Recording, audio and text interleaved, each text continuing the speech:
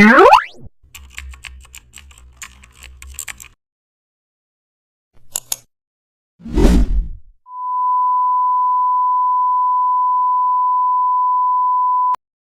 back to the channel and don't forget to like, share and subscribe for more updates.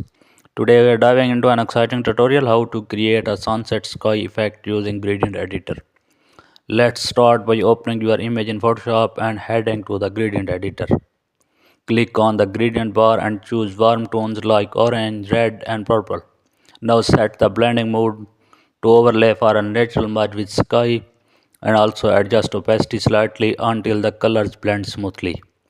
Next, drag your gradient from top to bottom to create the sunset transitions.